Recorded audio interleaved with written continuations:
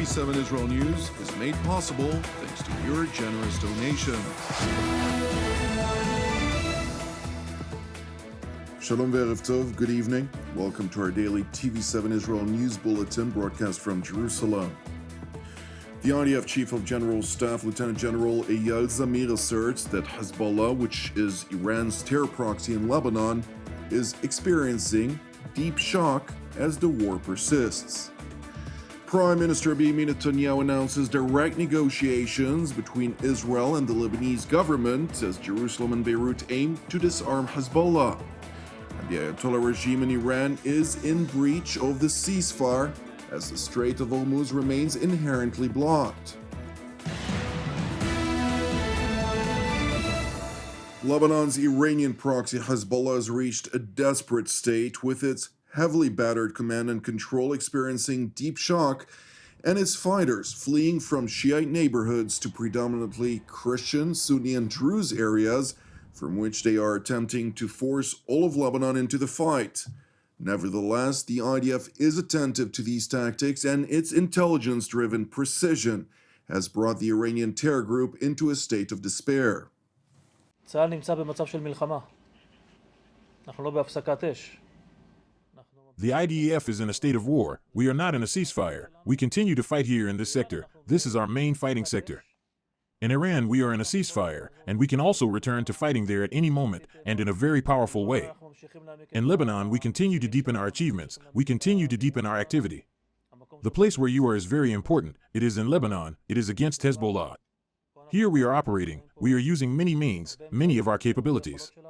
The achievements in general of this war so far are historic achievements. The Iran that was before this war is not the same Iran. It is much weaker. And the blow that Iran suffered is a blow that affects Hezbollah, because Hezbollah understands that it is now isolated. It is isolated within Lebanon. It is isolated from its strategic rear, from those who finance it, those who provide it with weapons, and therefore this is a very significant achievement.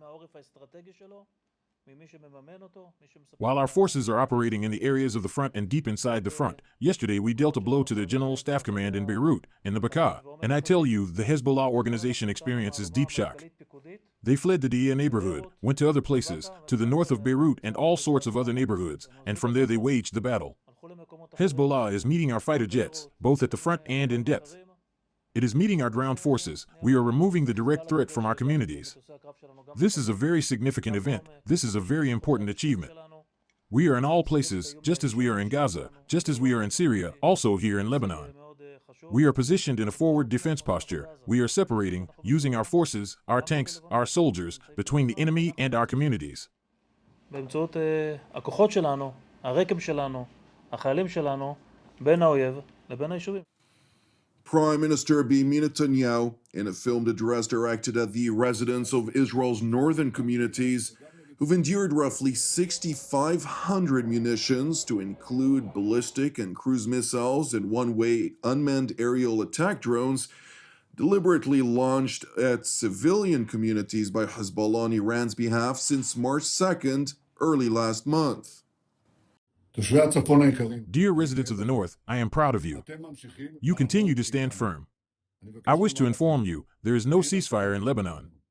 We are continuing to strike Hezbollah with full force, and we will not stop until we restore your security. Israel's defensive military maneuver against Hezbollah is construed as legal under Article 51 of the United Nations Charter, which stipulates an inherent right of self-defense.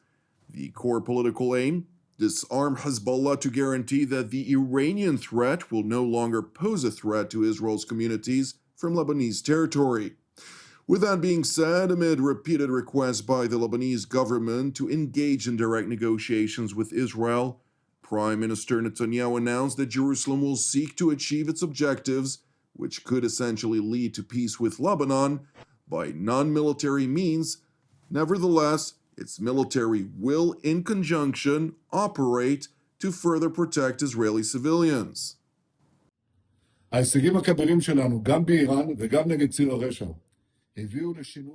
great achievements, both in Iran and against the axis of evil, have brought about a historic shift in Israel's standing in the region.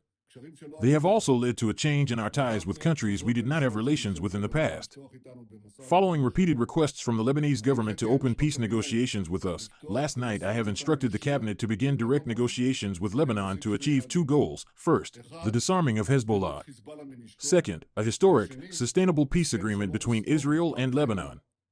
Israel is stronger than ever, Iran is weaker than ever. I have already brought 4 peace agreements with Arab nations, and I intend to bring more. True peace, peace through strength.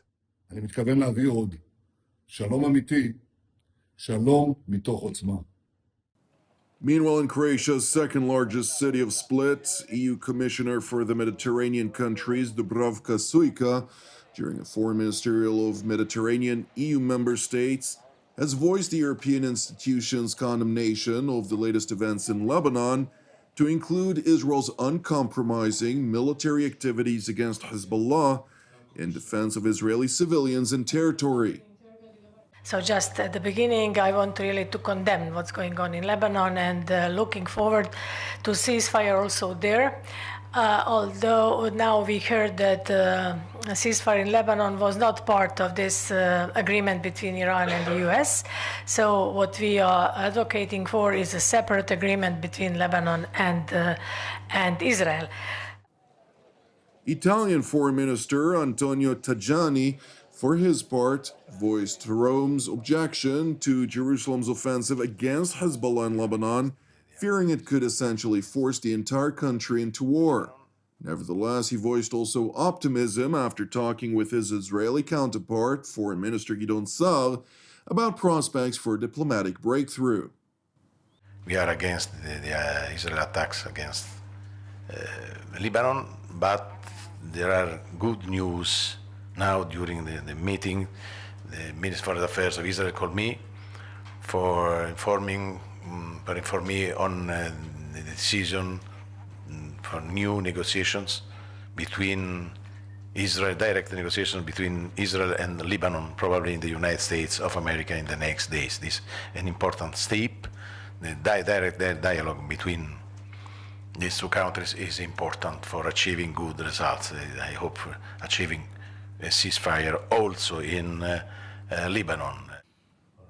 It is worth noting that additional Western aligned states have voiced their objections to the war in Lebanon, fearing that the Ayatollah regime may exploit the exchange between Israel and Tehran's proxy in Lebanon to effectively reignite the war, which has demonstrated far-reaching economic ramifications, particularly to countries in East Asia and the Pacific.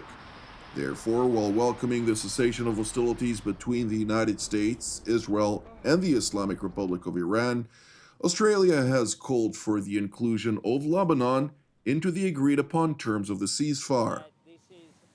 That this is an important step forward. Of course, it is a fragile peace, but we want it to lead to an agreement. The Australian government also firmly believes that this has to apply to Lebanon as well. We want to see peace in this region, and it will make a difference, and I know that many Australians are concerned about the events that are occurring in Lebanon. This is a matter of not just the impact there, but the impact that it's having right around the world. It is important to highlight that the Ayatollah regime in Iran has not lived up to the terms of the ceasefire to date, with the RGC continuing to obstruct freedom of navigation in the strategic Strait of Hormuz. Per President Donald Trump's announced acceptance to hold off the destructive force which was sent to Iran to degrade its energy and other essential infrastructure, the ceasefire was subject to the Islamic Republic of Iran agreeing to the complete, immediate, and safe opening of the Strait of Hormuz. Nevertheless, despite the United States and Israel holding off, Tehran continues to block the strait, and in a regime-run readout of a statement attributed to the so-called Supreme Leader Mujtaba Khamenei, the RGC will, quote, bring the management of the Strait of Hormuz to a new level. Everyone should know this. By the will of Allah Almighty, we will definitely not abandon the criminal aggressors who attacked our country. We will definitely pay for each and every shock, demand the blood of the martyrs and the blood of the veterans of this war, and we will definitely bring the management of the Strait of Hormuz to a new level.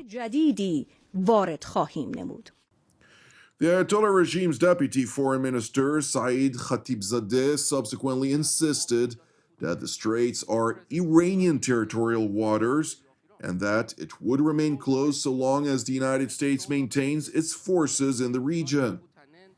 And this body of water is Iran's territorial water. You know that this Strait of Hormuz is purely in Iran's territorial water, Oman and Iran. It is not international water. Even it is not, governed under Convention on Seas. So this is what, by goodwill of Iran and Oman, we're actually allowing everything for the safe passage. Definitely, we are going to provide security for safe passage, and it is going to happen after the United States, actually withdraw this aggression. While Washington's response to Tehran's violation remains to be seen, President Trump published a statement on his Truth Social platform asserting, quote, "Iran is doing a very poor job, dishonorable some would say, of allowing oil to go through the Strait of Hormuz. That is not the agreement we have." Thank you for watching TV7 Israel News, which is made possible by the generosity of our viewers.